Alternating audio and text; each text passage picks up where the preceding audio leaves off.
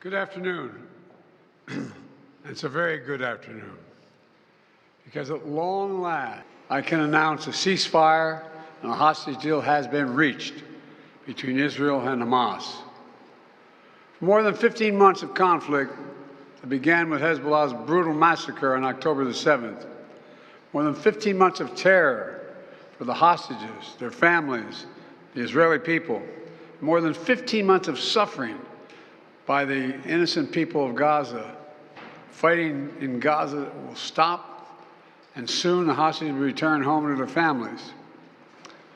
The elements of this deal were what I laid out in detail this past May, which was embraced by countries around the world and endorsed overwhelmingly by the UN Security Council. The deal is structured in 3 phases.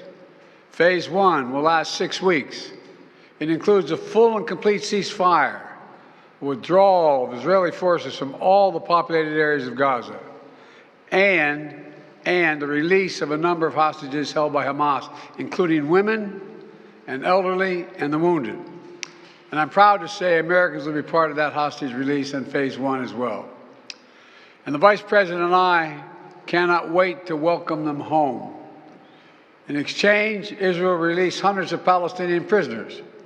And during Phase 1, the Palestinians can also return to their neighborhoods in all the areas of Gaza.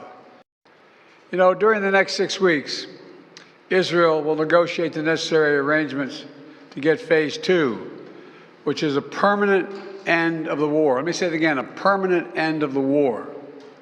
There are a number of details to negotiate to move from Phase 1 to Phase 2, but the plan says if negotiations take longer than 6 weeks, the ceasefire will continue as long as the negotiations continue. Then Hezbollah, another of Hamas's strongest backers, was significantly weakened on the battlefield, and its leadership was destroyed. With our support, Israel negotiated a ceasefire with them, and after that, Lebanon finally elected a new president who's not beholden to Hezbollah, and he can begin a new chapter for the Lebanese people. I'd also note this deal was developed and negotiated under my administration, but its terms will be implemented, for the most part, by the next administration. In these past few days, we've been speaking as one team. This has been a time of real turmoil in the Middle East. But as I prepare to leave office, our friends are strong, our enemies are weak, and there's genuine opportunities for a new future.